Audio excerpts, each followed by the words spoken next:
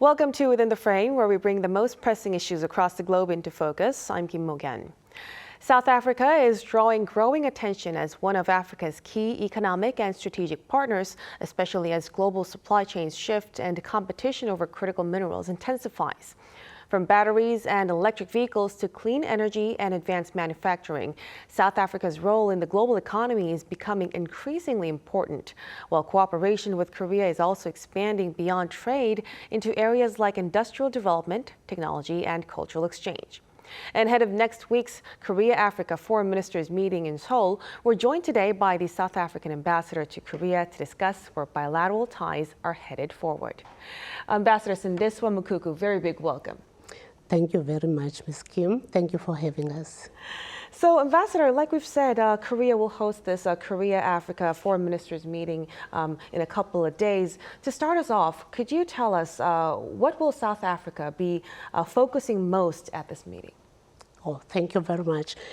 First and foremost, the Korea-Africa Foreign Ministers meeting is an outcome of the inaugural Korea-Africa Summit that was held in June of 2024.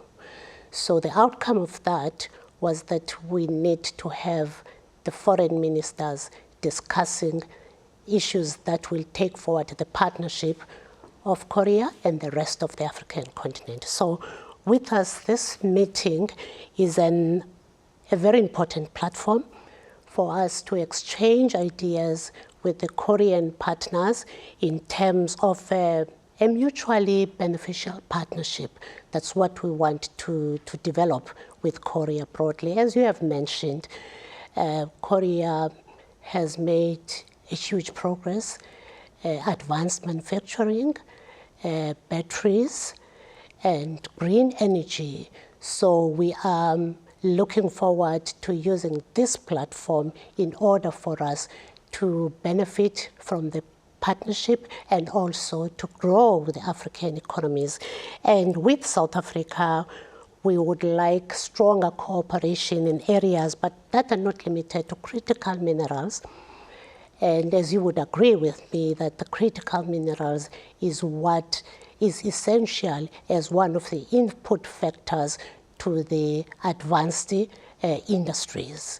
So we have quite a number of resources in that area, but our narrative is that if we could have value addition in the African continent, in South Africa therefore, and we are bringing a very strong partnership of Africa through the Africa Continental Free Trade Agreement. So you have access to a market of more than 1.4 billion people. So that is the conversation that we'll be having starting on Sunday, the 31st, until the 2nd of June.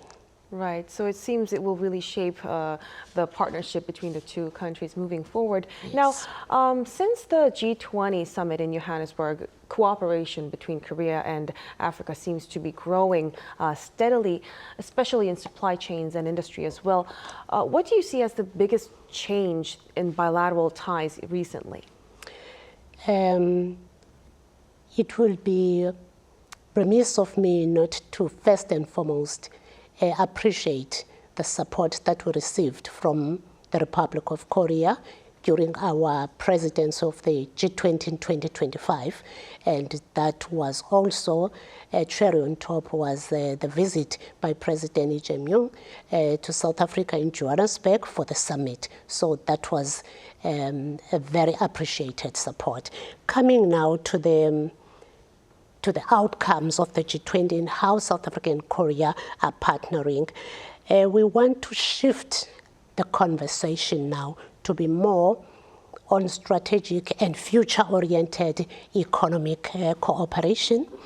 And the discussions are increasingly focused on the supply chains resilience.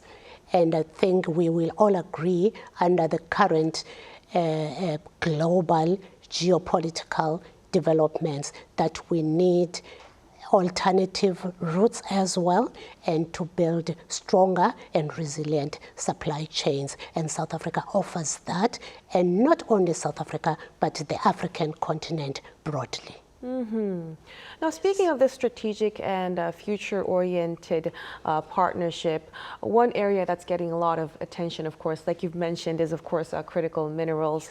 South Africa has been stressing technology transfer and local value creation. What kind of role would South Africa like Korea to play? Yes. Korea is very advanced in terms of technology, and what is also important is that Korea built its own capabilities through industrialization. So we want to tap into that expertise. We want to have that partnership that says beneficiation, value addition must happen at source. So therefore, the Korean partners are bringing their expertise, they're bringing their technologies into the African economies. That will help the African continent to get to a better stage of development industrially, and also it has ripple effects in terms of jobs that will be created and skills that will be added into the economy. And we understand and know that Korea has that capability. That's why we appreciate this partnership that will assist Africa to get to the next level of development. But when we get to the specifics, Ambassador, Korea is actually putting greater focus on securing key minerals like lithium and rare earths. For our viewers, could you tell us why is South Africa such an important partner in that effort? Is because we are endowed naturally with these critical minerals. And we just had a conversation with one of the Korean companies recently as the South African Embassy. And when they looked at us, looking at what is it that they can do to improve the lifespan of the batteries. The input factor that is very important is vanadium, amongst others. So that gives a longer lifespan to the battery life. And South Africa is richly endowed with that. So our argument then is saying, good, you need this. We need your technology, we need your skills in order for us to be able to grow our own economies. At the same time, you are benefiting. That's why we are calling it as a mutually beneficial partnership and a win-win partnership. Right, so it really looks like the areas of cooperation between the two look be promising moving forward. But at the same time, we are aware that China, it still plays a major role in Africa's critical minerals supply chain. How does South Africa hope to build a different kind of partnership with Korea from China? You know, our partners are vast, as you would agree with yours as well. So we don't get to have our partners who are competing. Each of our partners bring a particular value that is important for our economy. So when we look at Korea, we see the skills transfer, we see the technology transfer, we see a partnership that adds value in another area, whilst we will say any other investor in South Africa, whether you are talking from the European Union or you're talking from the Americas, they bring a different value. So we don't have a competition within our partners, but we continue to make sure that we do get the best, and in all our partnership, we strive for mutual benefit. But on the flip side, Ambassador, beyond just simply exporting raw materials, how would South Africa like Korean companies to contribute more to its industrial growth? What we are bringing as South Africa is infrastructure that is reliable in terms of road, in terms of ports, in terms of the soft infrastructure that is the laws that protect the investment of any partner. And we pride ourselves as one of the countries whose financial institutions are credible globally and whose financial transparency is also of global standards. So we are saying we are this environment, we have this infrastructure, we even have special economic zones that are specific for particular industries. So this is a space that we are saying you can comfortably invest in, and you can be able to get value. And we also pride ourselves in that your investment is protected, and your profits, you can take your profits out of South Africa. There are no hindrances. So we tick quite a number of boxes for you to set up in South Africa, and we provide the necessary support, the tax breaks, especially when you are investing in our special economic zones. Mm-hmm. So maybe that's why a lot of Korean companies are getting more and more interested, of course. Mm-hmm. But on that context, is there any efforts by the government to, create a better, more stable business environment for foreign firms? Yes, I've mentioned just the environment. We as government celebrated in the past 2 weeks, we celebrated a milestone which has been important, that we have not had any load shedding. Load shedding for us, we mean we close access to electricity in this area in order to power up the other one. But for the 365 days, we did not have that, which means now we've gotten it right. We have managed to put our power stations that had been decommissioned to commission, and those that have not been operating at full capacity, they have been able to operate at full capacity. So those are the things that government has done, and we have a reliable supply, therefore. But that does not stop us from improving. Remember, we are all working towards the emissions that are reduced. So the area of clean energy is very important. That is why we are working with Korean partners, even in terms of developing and increasing our capacity in terms of the nuclear power as well. We do have quite a mix in terms of our energy, but we're still heavily reliant on the fossils energy because we have the natural endowment of the coal.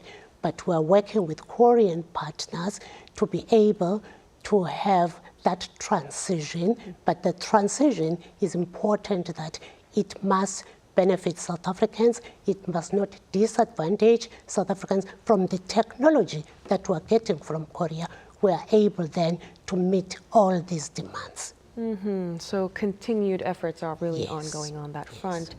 Ambassador, just shifting gears a little bit, we are aware that next year it marks the 35th anniversary of diplomatic ties between Korea and South Africa, and of course we are aware that cultural exchanges are also, growing quickly day by day.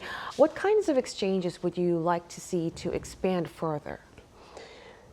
That is very exciting for us, and we are hard at work.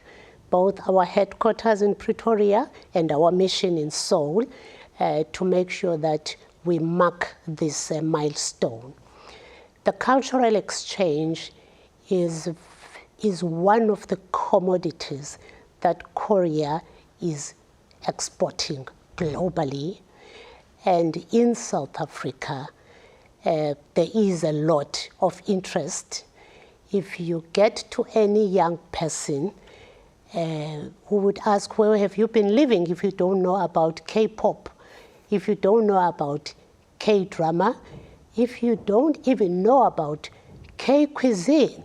So there's interest in multiple areas of the offering that Korea has.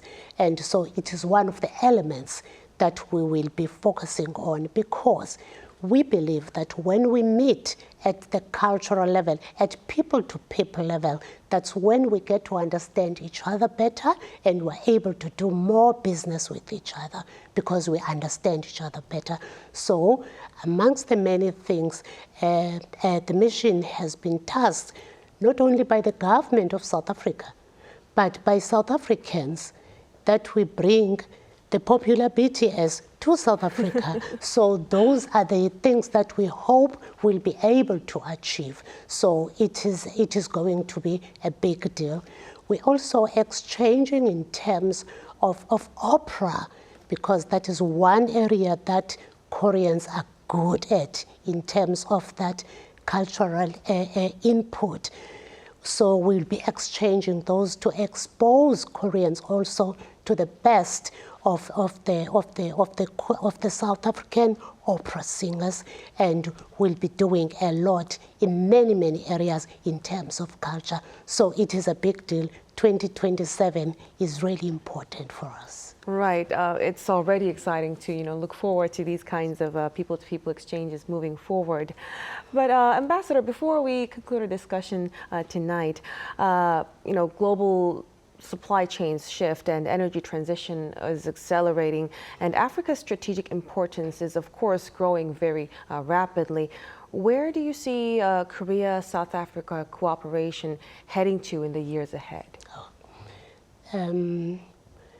Because our relations date many years back, we think that with the strides that we have made thus far, we are growing.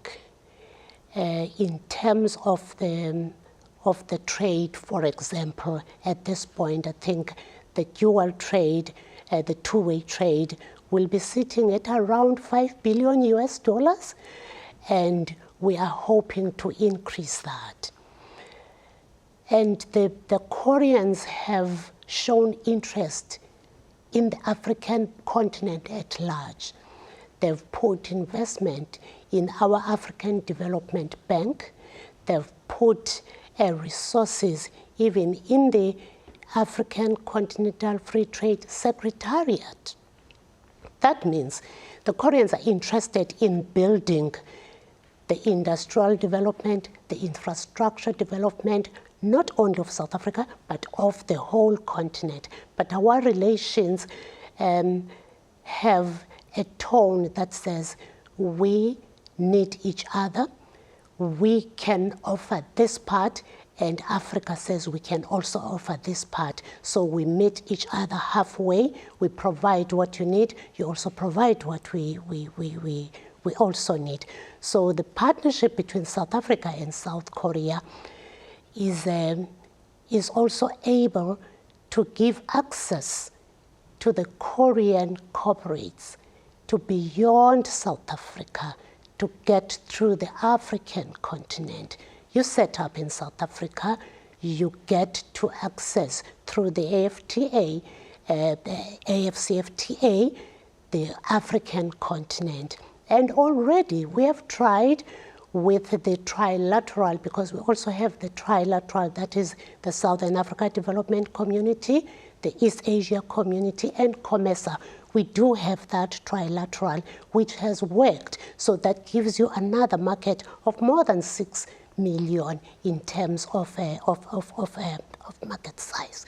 So we are going to build on what we have done, not only to remain Korea, South Africa, yes, at the main, but we know that we're bringing the rest of the continent to benefit out of that partnership, and also for Korea to have access to the broader African market. Wow, so this bilateral cooperation, it may be really entering a much broader strategic space going forward. Ambassador Mukuku, thank you so much for your time and for your insights tonight. We really appreciate it. Thank you very much, Madam. We appreciate this time, and we look forward to engaging with you, especially in 2027, as we'll be celebrating the 35 years of diplomatic relations between the Republic of Korea and the Republic of South Africa. 감사합니다. Oh, thank you so much. Thank you. And that'll be all from us on Within the Frame tonight. Be sure to tune in again next time as we continue to explore the stories that matter. Until then, stay informed and engaged.